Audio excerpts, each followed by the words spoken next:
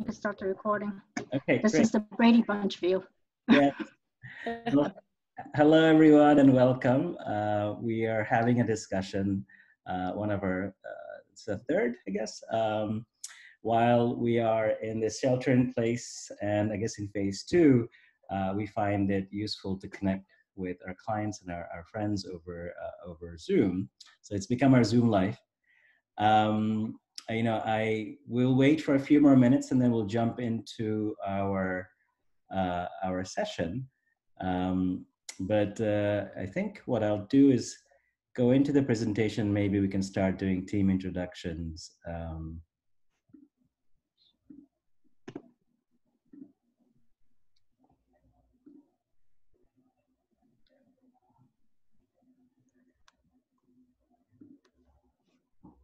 So can we see this full screen? Yep. Yes. Great.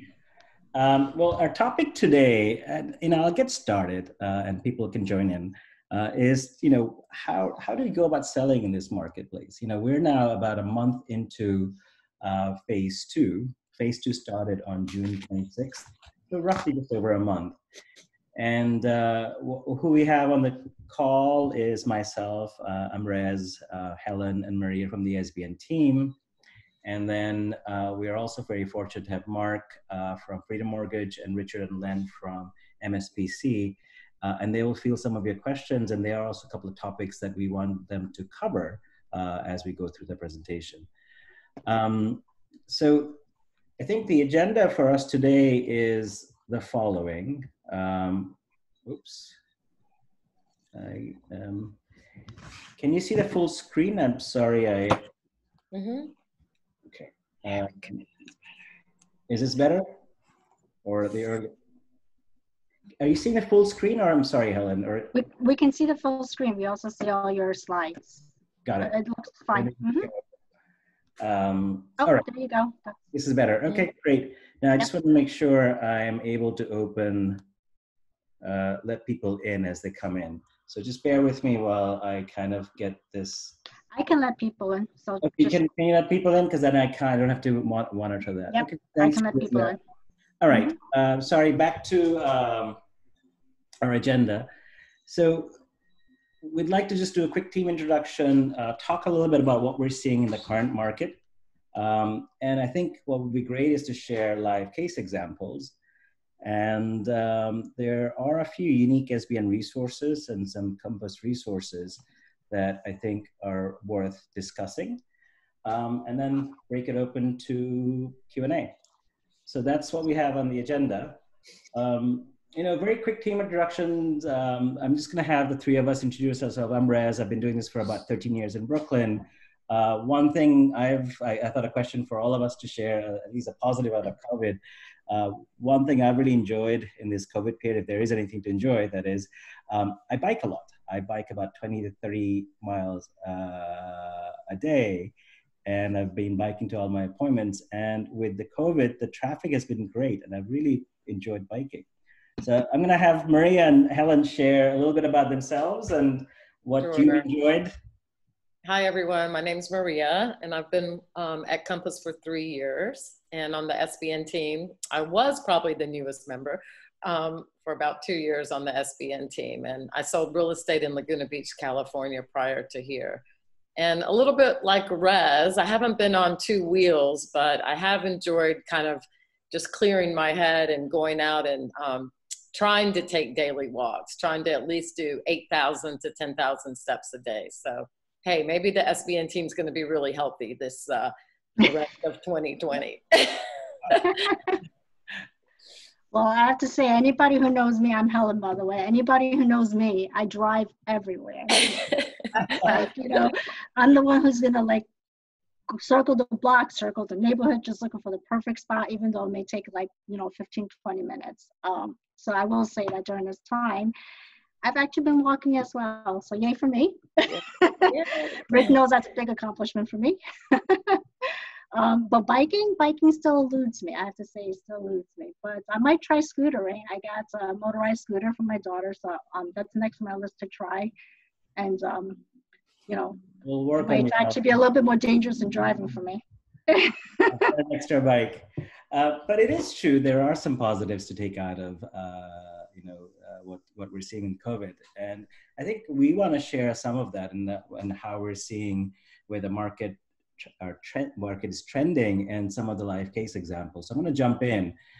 When you look at the current market, this is really a market watch. We've been doing a market watch weekly and monthly. Over the last 30 days, which this is data as of today, so we are real time.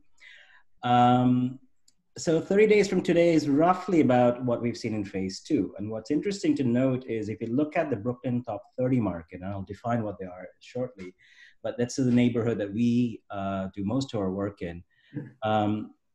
It accounts for almost a third of the listings in all of Manhattan. However, when you look at number of new listings and in contract, there is a significant amount of a larger percentage in contract and sold in the Brooklyn top 30 rather than Manhattan.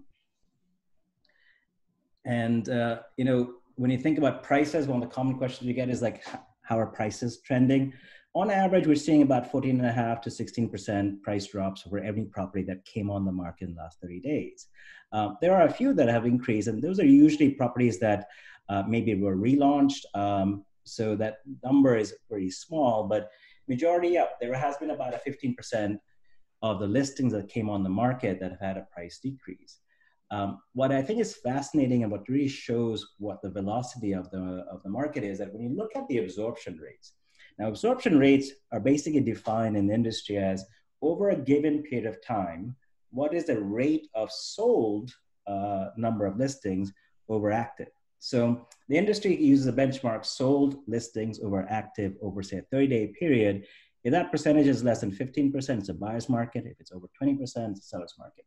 Now, that's just a thumbnail sketch. Now, we actually want to dig a little bit deeper to give you a better sense of, is it a buyer's market or is it a seller's market?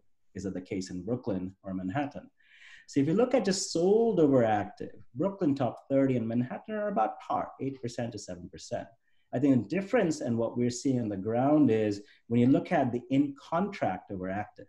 Now, in my opinion, absorption rate should actually look at in contract and sold because together they show the velocity of properties that are getting out of the active stage.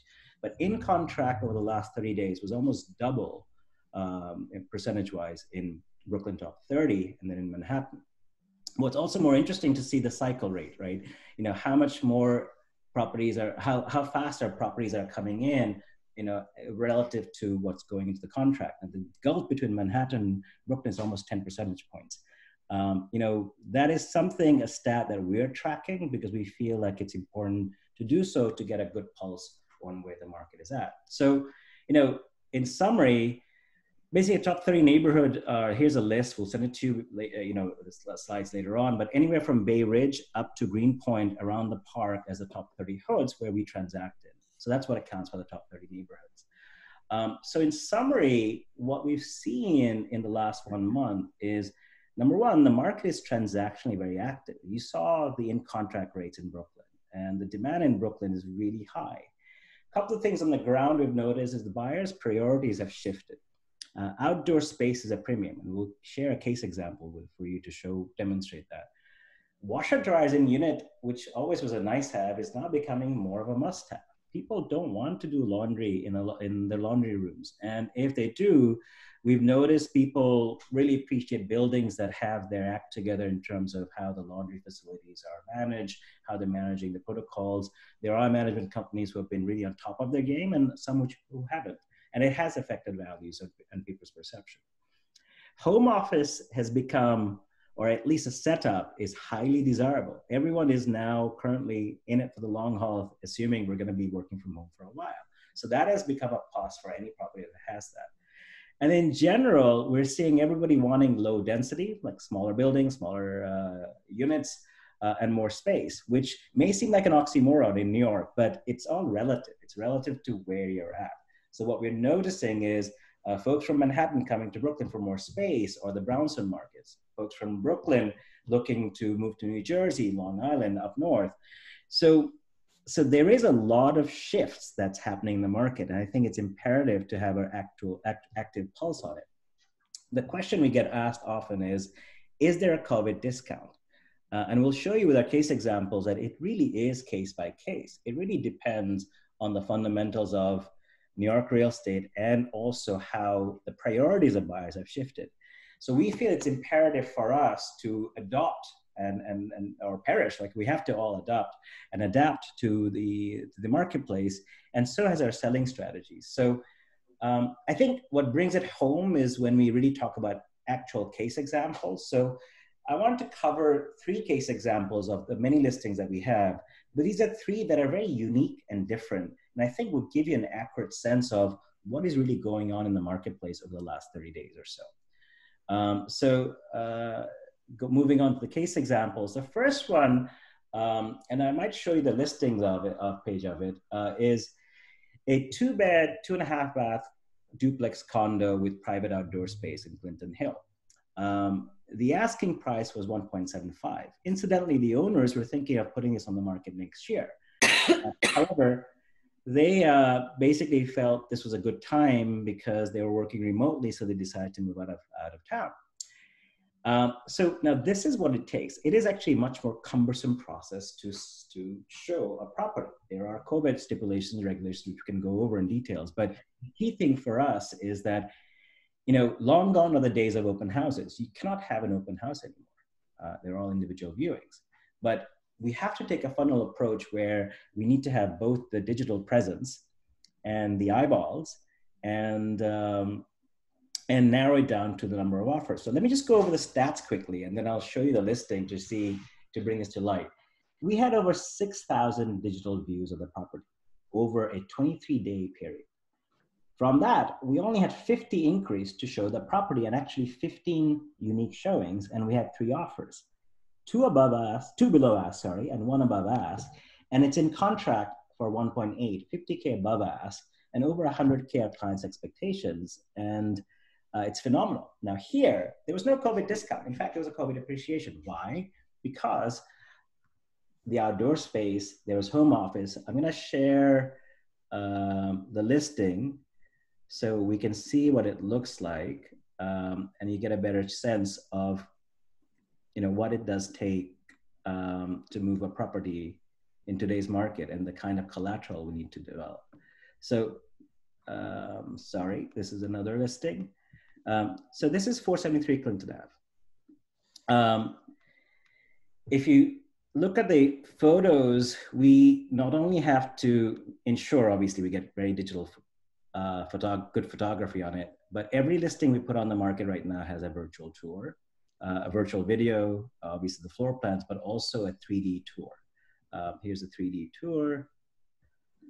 And we feel that's important to do so because essentially we need to increase the number of eyeballs. We need people to be able to view the property, every nook and cranny, because only few people can actually see their property.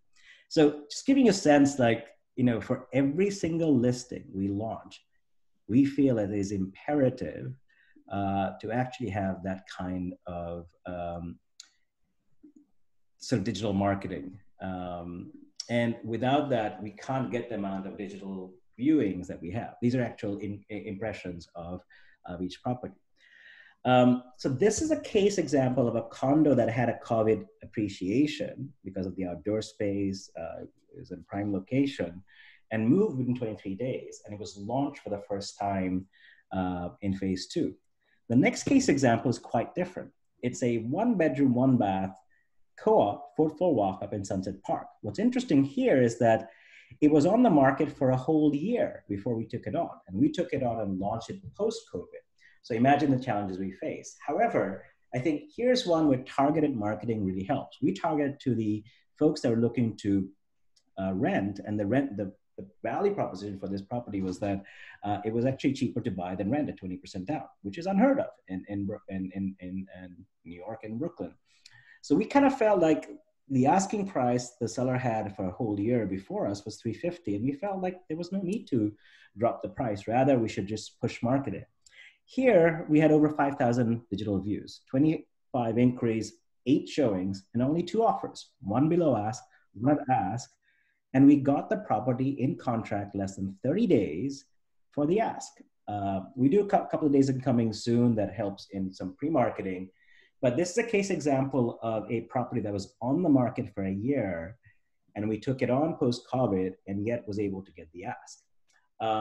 The third case example is actually quite different.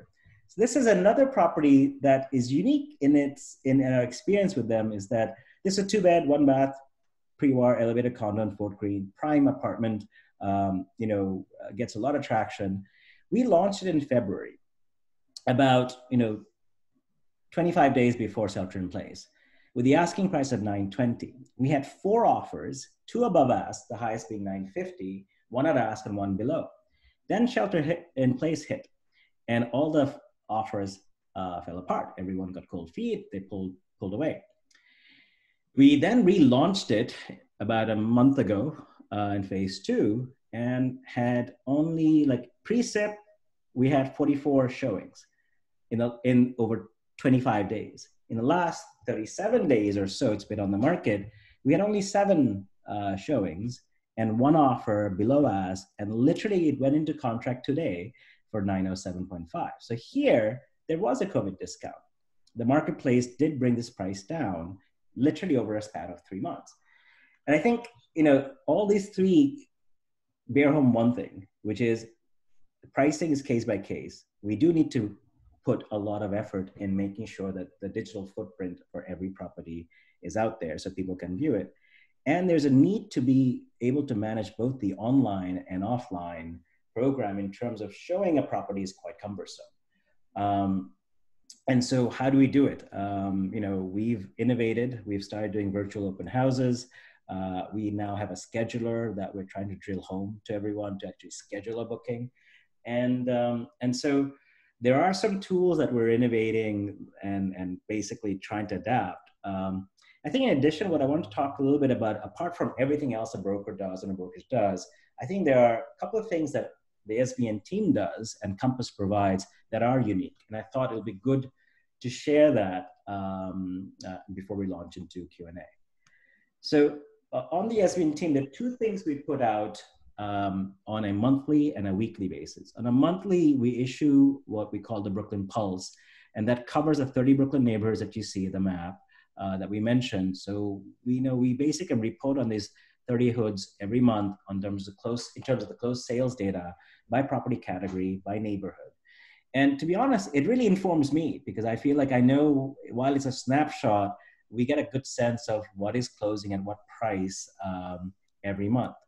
However, we feel like the market is so dynamic, we need to get even a more shorter time period pulse. And so we've started doing a weekly, every Friday, we do a weekly pulse on the number of properties coming on the market, getting absorbed in the Brooklyn top 30, and benchmark against all of Manhattan. So if you want a copy of the monthlies, just leave us your email. The weeklies is on our Instagram site. So we hope that informs you. It certainly helps us to help educate our clients and as well as educate ourselves. With regards to Compass, there are many resources Compass provides, from the technology, the advertising, the marketing capabilities. So nothing that falls short from any of the large national firms.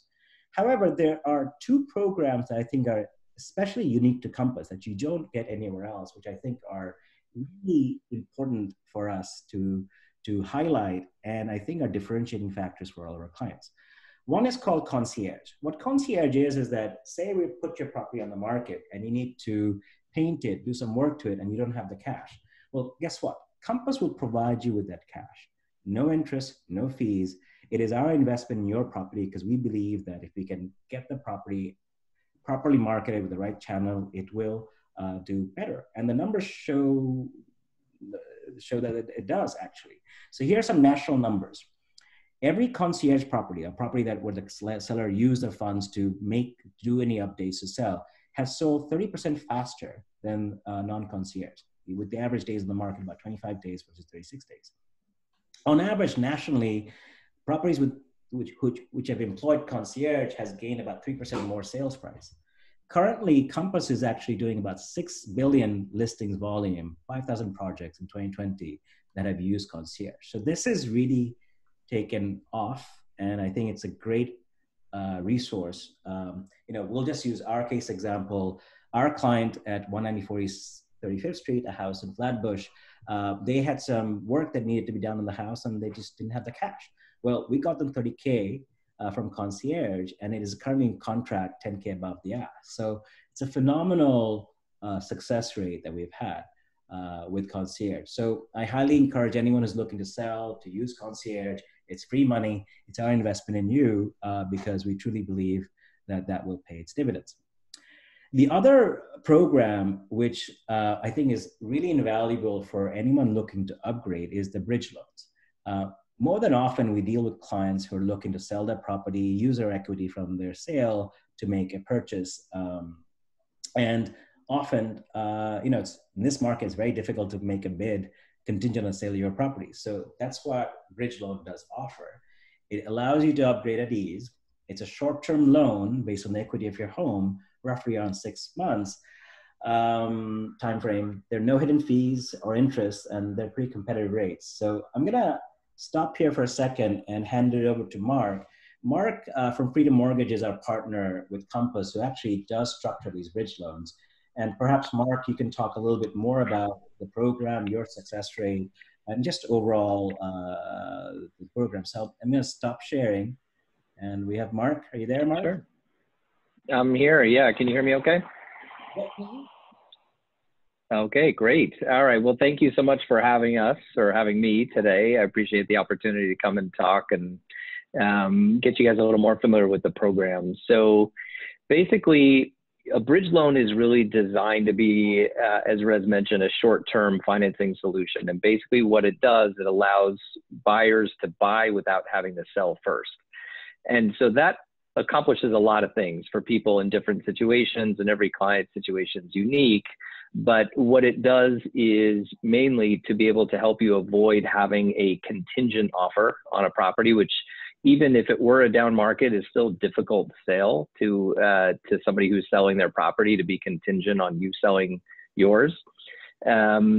There's also some logistical things that are a challenge if you try to sell first and free up that equity, including like if you have kids, displacing your family, maybe pets, having to find a place to live temporarily. Temporary housing can be obviously also quite expensive, potentially storing all your belongings and just the stress of it as well. So the bridge loan kind of helps you avoid a lot of these things. And it can also put you in a position to purchase the new home and potentially still keep your existing home, so that if, for example, you needed to renovate the new property that you're buying, it gives you the time to be able to stay in your current home to do those renovations and then sell your property later. And vice versa, it'll also allows you potentially to move into your new home and renovate the property that you're leaving to try to get top dollar with concierge or just general renovations as well. So there's a lot of different benefits that you can have from this type of program, and different people have different benefits that they see from it. So every client situation is really unique. So there's two components to this program. I'm going to focus mainly on the bridge loan itself, which is the mortgage solution that we have to be able to bridge a client from one property into the next so that they don't have to sell first.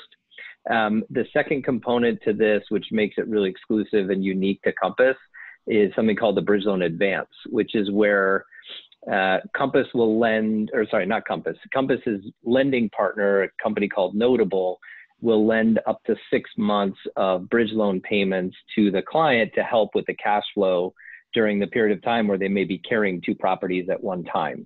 So if, for example, your bridge loan payment were $1,000, you can borrow $6,000, which is 6 months of payments on that bridge loan. And then there's certain eligible closing costs as well. So it's a really helpful cash flow tool because most people's hesitation in buying a new home before they've sold their other is being able to cover those costs associated with carrying two properties. And this definitely helps with that. I don't want to get into too much detail, but that's sort of how this program works. and the different components to it. So in terms of what the bridge loan looks like, it's basically a short-term loan. Typically, it's secured against the property that you're leaving. So you need to have a decent amount of equity in that property in order for this program to work, because you're pulling on that equity before you've sold it. We can generally go up to about 80% financing. So if you own a property, for example, worth $1 million, we can leverage it up to 80% of that. So 800,000 less whatever existing mortgage there is. So if you have a situation where a client maybe owes $500,000 and and the property is worth $1 million, they can finance another 300,000 to be able to get out to put down on their next property. So it really helps people in avoiding being displaced in between homes, and can be a really, really effective tool.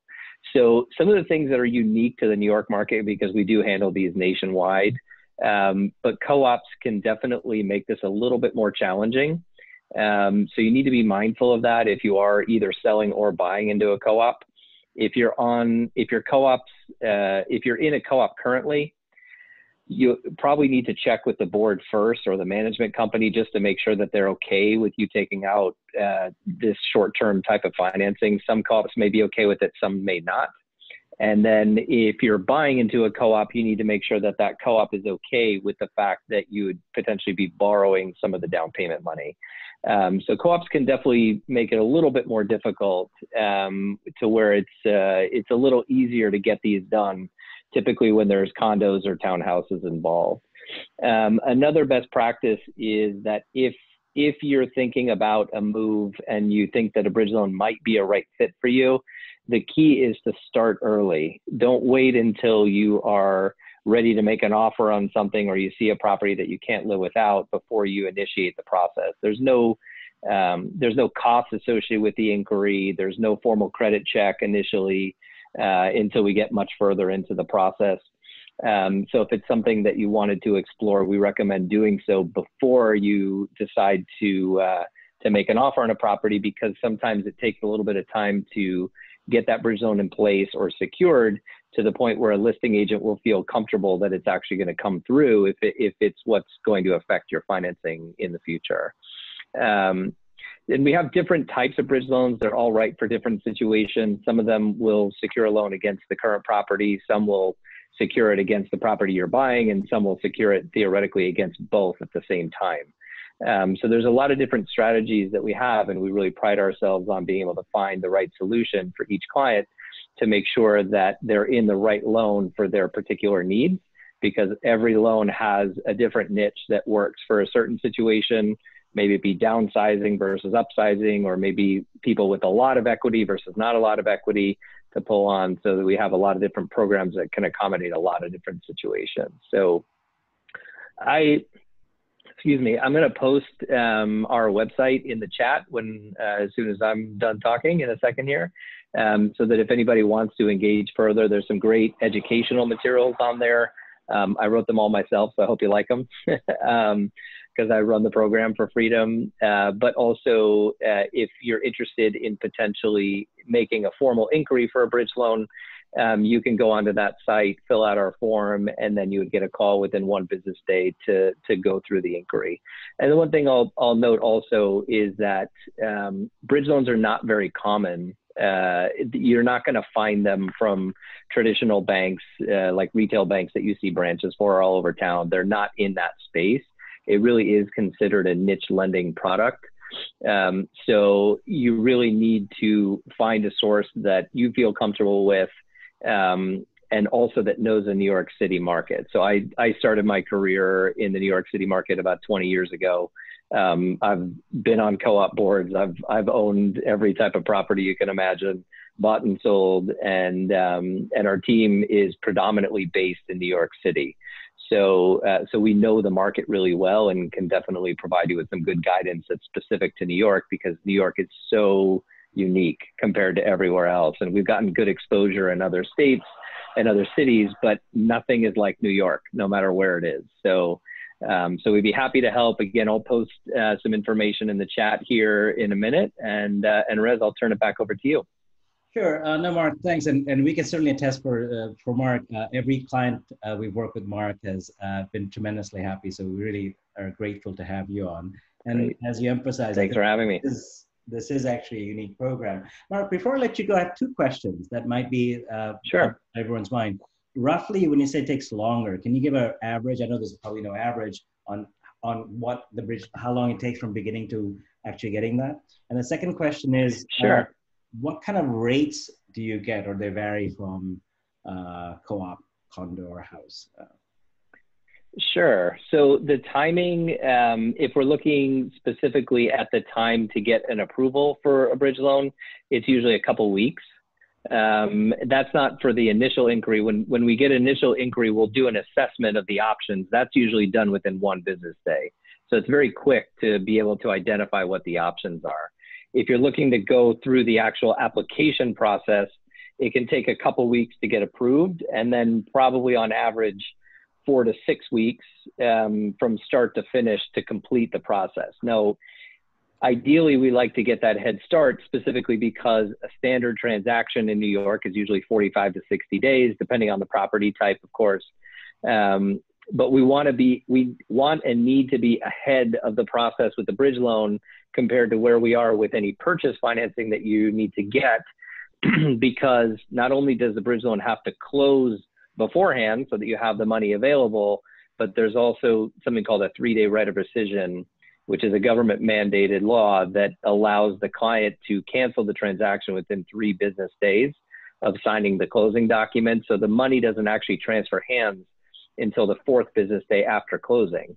So the sequencing of these 2 loans is very important because you really need to be closing at least a week, if not more, before you're closing on your purchase loan. So the timing, we really need to kind of get out of the gate early, or even better yet, get a head start on an application with a bridge loan before you're making offers and going into contract on a new property, so that you're ahead of that process compared to where you are on the purchase.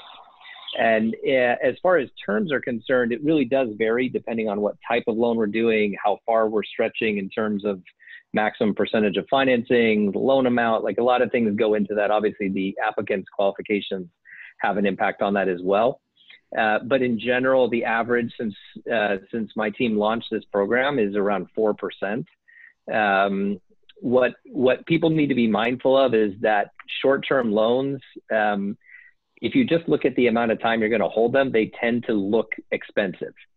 But what you have to understand, the mechanics of bridge loans, and the reason why most banks don't do them is because banks tend to lose money if you're only holding a loan for a month or 2 months, which is typically the timeline for most bridge loans. So banks typically make money off of the added closing costs that are common with bridge loans. Not in all cases, but in many. So it's usually what it comes down to is a cost benefit analysis for each client to say, well, it's going to cost me this amount. Is it worth it for me to then be able to potentially move in a new home and avoid all the costs of not having to move into temporary housing, or potentially to be able to renovate one of the 2 homes while we're holding both, which can have some logistical benefits as well. So it really comes down to a cost benefit for each client. And what we've seen is that it's typically the clients who have a very specific need of why they need to buy first before selling that tend to be okay with the cost. If it's a single person who can go live on their parents' couch for a month, those people are generally not going to be the greatest candidates for this because they have a very cheap and easy alternative. But people who have kids, elderly, people who just want to know where they're going to be moving first before they've left their current home, those are real life needs. And that's where the bridge loan can come in really handy. No, absolutely agree. And I think, we always tell our clients that it's the total cost of the purchase and the upgrade. But I think in the COVID days, nobody wants to do a double move or a triple move. So it is actually quite a valuable resource. And so thank you for working with Compass on that. And my pleasure. The next thing I want to kind of jump into, and we'll obviously have Mark here for the Q&A, is oftentimes we get questions from both our homeowners and investors about taxes, capital gains, 1031 exchange. So I'm not the expert here at all. I just want to voice like the questions we often get are, what are the primary exclusion rules? How do we handle capital gains? What are the closing cost factors? Capital gains on an owner-occupied multifamily for a homeowner. For investors, often the questions are around 1031 exchange and how they changed now with COVID. So I'm going to actually defer to the experts from MSPC. Rick and Len are here. I'm going to I'll stop the share so we can see you. So I'm going to hand it over to Rick and Len. This is Rick. Walk us through. Rick Montalbano. I've been a principal at the firm for about 35 years.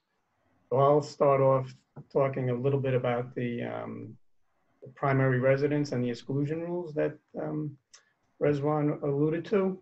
So I'm sure most of you, if not all of you, know that if you sell a primary residence, the tax law allows up to $250,000 for an individual and $500,000 for a married couple to be excluded from tax. You don't even have to show it on your return if you actually meet the requirements.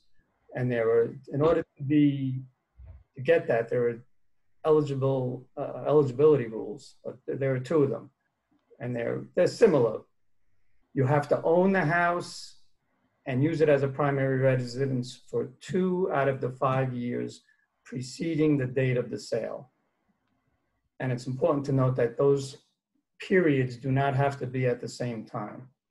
So you can be an owner for 2 years and a resident for 2 years, but they don't have to be overlapping. And I think just a little diversion, a primary residence does not necessarily have to be just a house or an apartment. It could be a houseboat, it could be a trailer, a mobile home, anything like that, that's your primary residence is eligible. So just going back to those rules as to the ownership and the residency, and you should note that for a married couple, only one of the spouses has to meet the ownership rule, but both of them have to meet the residency rule, which kind of makes some sense because you could have one of the spouses coming into the marriage with a house and the other one not. So that's, I think, why they've allowed you, only one of them has to meet the ownership rule. But I think you also should be very aware of the timeline, that 5-year timeline. As I said, it ends at the date of the sale. So it's really a look back to determine what the 5 years is. So if you, for example, let's say you buy a house on January 1st, 2015, and you live in it through January 1st, 2017. And then you move out and you just leave it there and you sell it on January 3rd, 2020. Your look back is going to be from January 3rd, 2020 to January 3rd, 2015, which essentially means you will not have met the principal residence rule because you would not have resided in it for 2 years. You would have missed it by 2 days because you're going from January 3rd, 2020 back to January 3rd, 2015, when you actually started your residence on January 1st, 2015, and only lived in it until December 31st, 2017. So 2016, excuse me. So you would have missed out on the primary residence 2-year rule. So you really have to be careful as to understanding when your days of residency are. And something else to point out, being a resident does not necessarily mean you have to be an owner. So if I take that same example, and instead of saying you sold it on January 1st, January 3rd, 2020, you sold it on January 1st, 2020, you could actually live in it from January 1st, 15 to December 31st, 16 as a renter. And then buy it on, let's say, January 1st, 2018, then you would have owned it from January 1st, 2018 to January 1st, 2020. you meet the 2 years there, but you would have also lived in it from January 1st, 2015 to December 36th, 2016. So you meet the 2 years there as the primary residence. So you don't have to be an owner for that period. So I think, that's very important to know. And then I guess just in terms of the exclusion, I think it's on the screen. If you have a property that is multifamily, so that you're not obviously living in the whole property, there's calculations that can get a little bit complicated at times, but you're not allowed to use the full exclusion because you don't use the full residence or the full property as your primary residence. In its most basic form, you get to exclude your percentage of the part that you occupy on the tax return. So those are the main points in terms of the exclusion. So I think, Len, you want to jump in on, I think the next topic you had there as well was the 1031 exchanges? Yes, Len, if you, I'll put that up again. Yeah, absolutely. So hopefully everybody can hear me, and I apologize that you can't see me. I have a very nice computer at the office where I still am, but it doesn't have a camera. But it's a pleasure to be here with everybody, and I hope you are all taking diligent notes about Rick's examples, so you could refer to them down the road. But let me just change tack a little bit with the 1031 component. So the 1031 is not a exclusion like the principal residence exclusion. It is a deferral mechanism. This is the like-kind exchange. It's colloquially known as the 1031 transaction. 1031 referring to the section of the tax code under which these transactions are codified. So these transactions are only available for investment property. You can't have well, I mean, you can, but you can have a retail building and you want to exchange it like kind. You cannot get the deferral if you purchase a beach house for use, a personal use for yourself and for your family, and then say, well, I'm going to 1031 that. That's a common misconception. It has to be investment property, meaning that you must sell investment property and you must acquire investment property. However, there is an entire ocean of ink spilled regarding which properties are indeed like kind. So that retail building will be like kind to a residential building, provided that both are held for investment. So those who flip houses typically do not get the benefits of a 1031 exchange because it's very challenging to prove an investment purpose to the IRS if you are in the trade or business of flipping houses, right? You're not, there's no aspersions here, but you're trying to make a quick buck. You're trying to turn around properties rapidly as possible.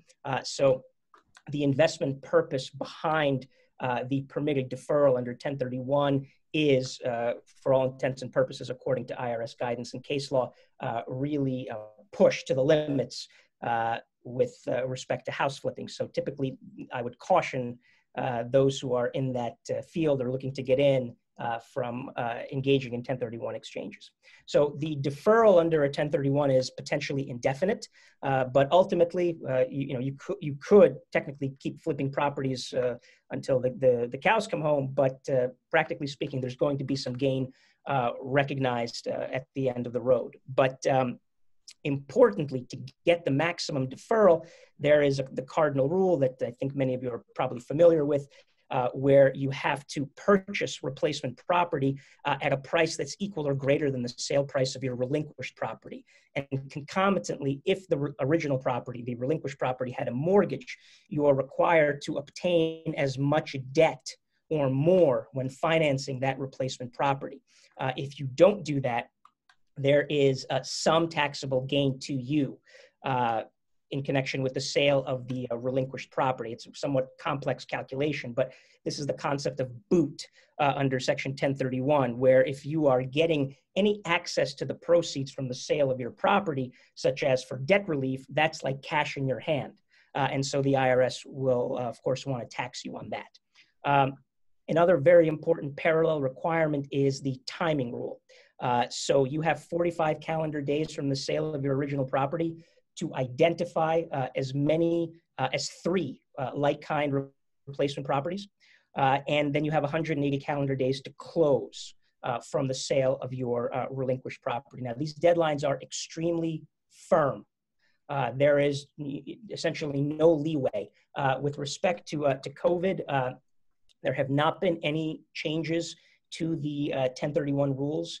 There was a tiny window that the IRS provided through July 15th for those who had the 45 and 180-day deadlines within this challenging tax season. Those deadlines, if they were before July 15th, they were extended to July 15th, but no more. The only way that these deadlines can be extended is if you have a disaster, and COVID does not qualify for a disaster under IRS guidelines. Disaster would typically be, hurricane, a series of tornadoes. That historically has been the only reason to extend the timing rules associated with 1031 transactions. With 1031s, there are a lot of additional complications. And again, I apologize. I know this is a bit of a whirlwind. So, obviously we, for example, would be very happy to help you with all of these nuances should you be contemplating engaging in such transactions. But you cannot touch the proceeds from the sale of your relinquished property. If you do, you bust the gain deferral. So typically, if you sell your relinquished property before you've acquired a replacement property, which is common, you have to use a qualified intermediary who will handle the cash from the sale of your relinquished property and then use it to acquire the replacement property. Again, it's a somewhat complicated mechanism, but it's required to comport with the statute and to secure deferral. And in parallel, if you acquire your replacement property before you sell your relinquished property, so this is called a reverse exchange, this is where you need a accommodation title holder. So someone who will take title temporarily to the replacement property and permit you to still get the benefits of deferral while you seek a buyer for your the property to be relinquished. So again, very, very complicated rules. What's unfortunate is that the regulations under Section 1031 are not very well fleshed out, so perhaps deliberately by the IRS. So it's an area that's ripe for audit activity, and it's very advisable that you have qualified advisors of various kinds if you are engaging in a 1031 transaction, especially a high-value 1031 transaction.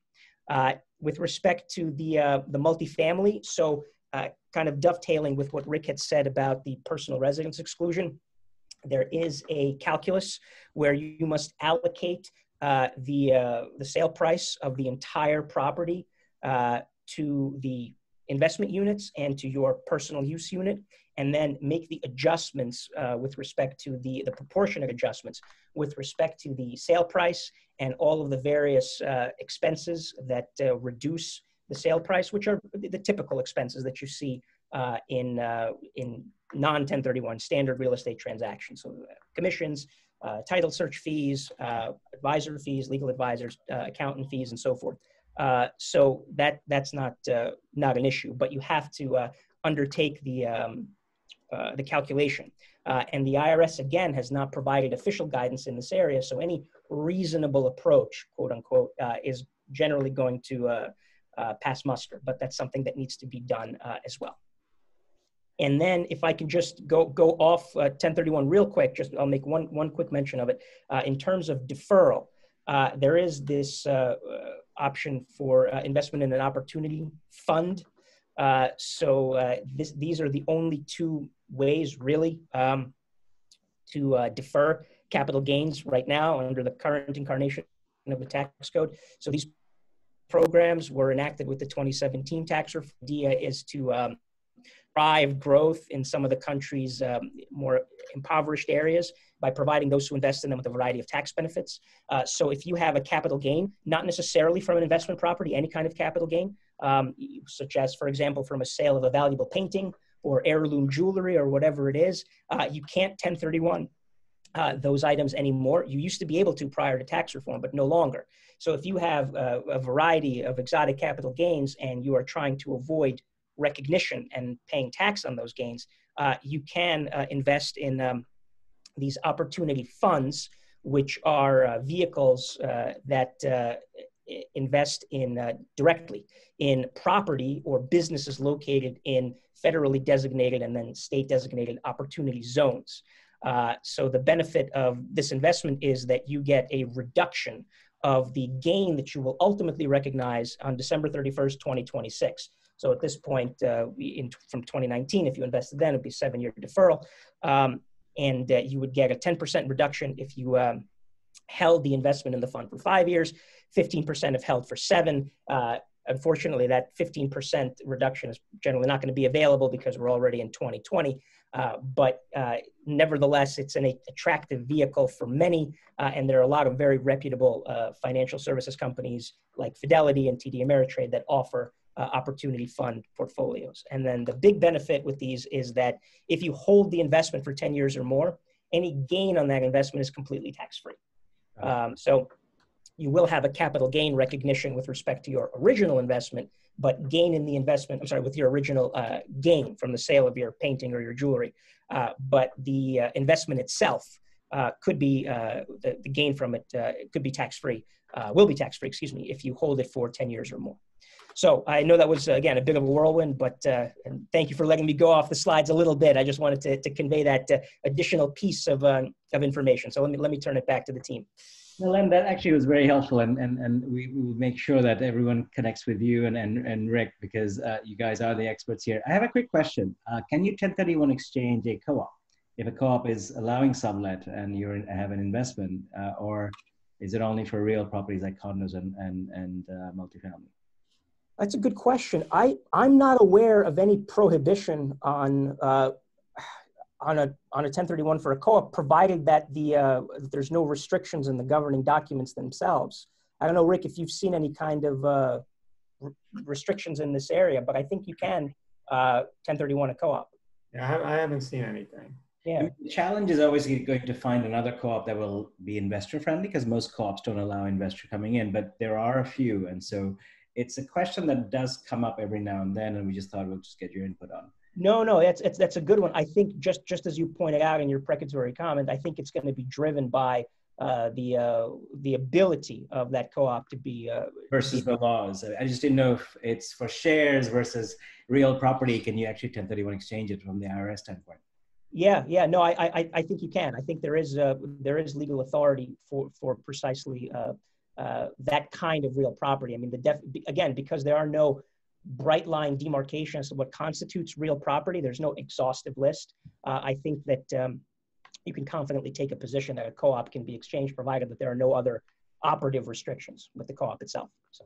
Great, thanks. I mean, before we jump into Q&A, I just want to invite everyone here for our next session.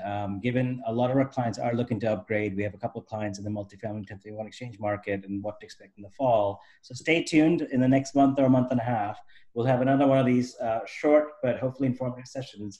I think with that, I want to turn it over to Q&A.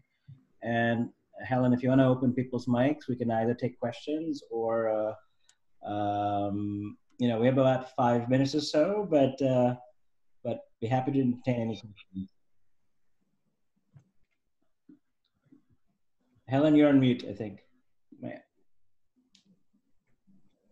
Apologies. Unmute everyone. Yeah, I did unmute everyone, but feel free to just jump in.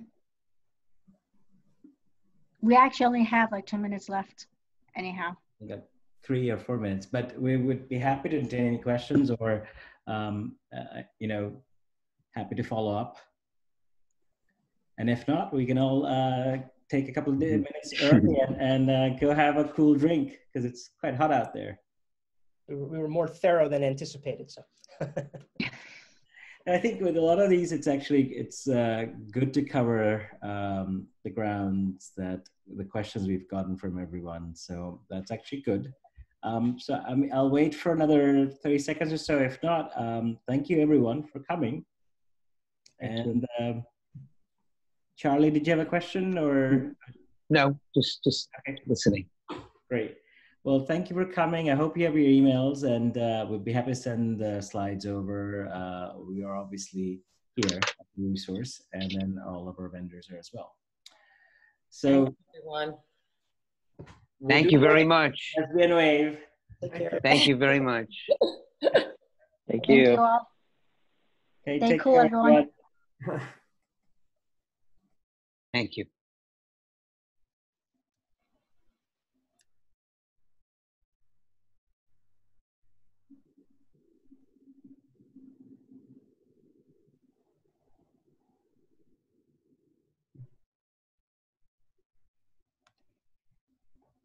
So Helen, I'm gonna probably end the call.